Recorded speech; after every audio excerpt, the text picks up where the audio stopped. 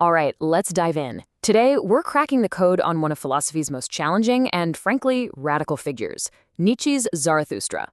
See, he had a message so massive, so world-changing, he couldn't just come out and say it. He had to hide it in plain sight, encoded in this incredible language of powerful symbols.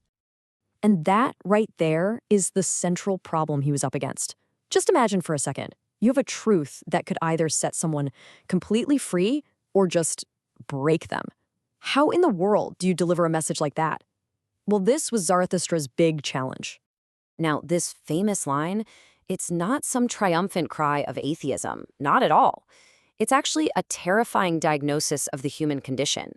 What Zarathustra is saying is that our ultimate source of meaning, of morality, it's gone, it's vanished, and we're left standing in this massive void with this terrible, awesome responsibility to create meaning for ourselves from scratch. So what's his first move? Well, naturally, he just tries to tell people directly. He marches right into the marketplace, just full of fire and truth, ready to share this earth-shattering idea of self-creation. And, yeah, it was a complete and utter disaster. They laughed at him. See, the people, they didn't want the danger and the struggle that comes with becoming an overman, a creator of new values. No way. They wanted what he called the last man, a life of simple comfort, of safety, of predictable, tiny happinesses. They laughed at the very idea of greatness because, deep down, they were terrified of the effort it would take. So this spectacular failure, it forces him to completely rethink his strategy. Zarathustra has this huge realization. You can't just teach this kind of truth to a herd. You have to create a new language, a kind of symbolic code that speaks only to the people who are actually ready to hear it. And this is the crucial shift, you see. He stops being a preacher looking for a flock to follow him. Instead, he becomes a lure, a temptation. He starts casting out these powerful symbols, not to attract followers, but to find what he calls fellow creators, fellow dancers. He's looking for partners in this grand project of creating a new kind of humanity.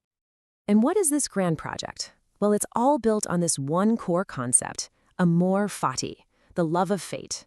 And look, this isn't just about passively accepting whatever life throws at you. Oh no, it's about actively willing and loving every single moment of it. The good, the bad, the triumphs, the mistakes, the pain, the joy, all of it, as essential parts of your beautiful, unique story.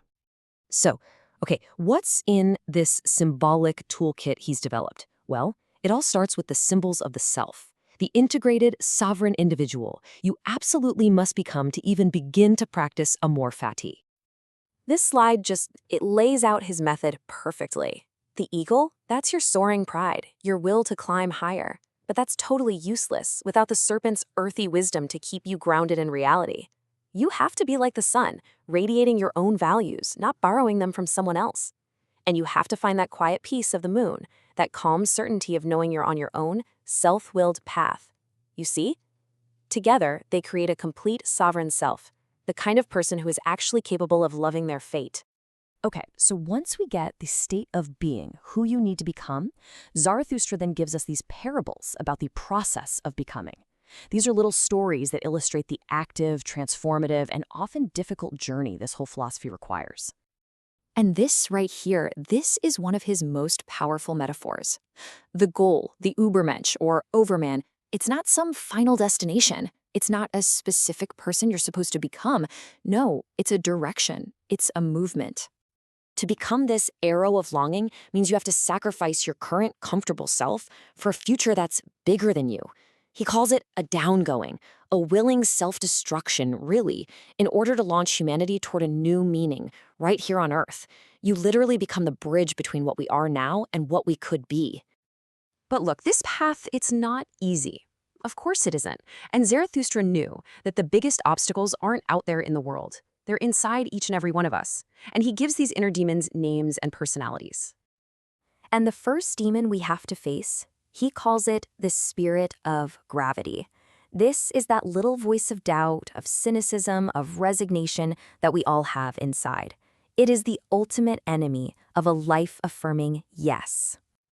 This is the whisper of the squat dwarf that sits on your back. That's the spirit of gravity. It's the voice that tells you all your striving is pointless, that wanting more is just foolish pride.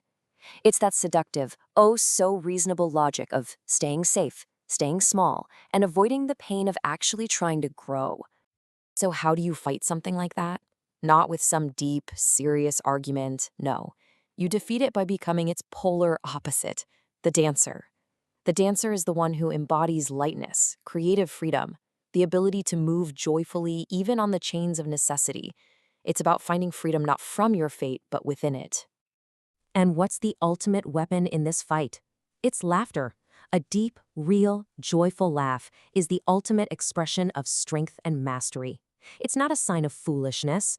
It's the lightning flash, the thunderous affirmation of life that shatters all those cynical whispers of futility. Okay, so let's say you do it. You've beaten gravity, you're laughing, you're dancing, you're free. But hang on.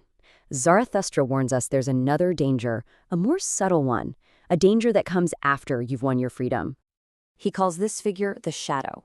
Think of this as the free spirit who successfully broke all the old chains, but then just ran out of gas.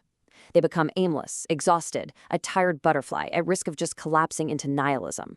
And it's such a crucial warning. Tearing down the old world is only half the battle. To truly love your fate, you have to have the creative will and the stamina to build new values in the wasteland you just created. And all of this, all these symbols, these demons, these parables, it's all leading to one single ultimate goal.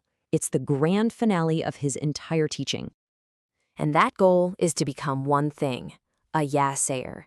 A person who can look at their entire existence with all its chaos, all its pain, all its beauty, and give it a powerful, unconditional, full-throated yes. And here it is, the final test, what he calls the heaviest thought, the eternal recurrence. Imagine that you had to live your exact same life, with every single joy, every single pain, every mistake, every triumph, over and over and over again, for all eternity. Could you will that? Could you desire that? That question right there is the ultimate test of amor fati. And listen, the point isn't just to grit your teeth and endure it. The goal is to transform your entire perspective so radically that you actually see the necessity in everything, even the ugly parts, as beautiful. You don't just accept your fate, you actively shape your will to love it, to see it all as the raw material for the magnificent work of art that is your life. So that's what I'll leave you with, the heaviest of all thoughts and Zarathustra's ultimate challenge to you. If your life were to play on an infinite loop right now, as it is, would you be trapped in a nightmare? Or would you be dancing in celebration? The answer to that question is the true measure of your freedom.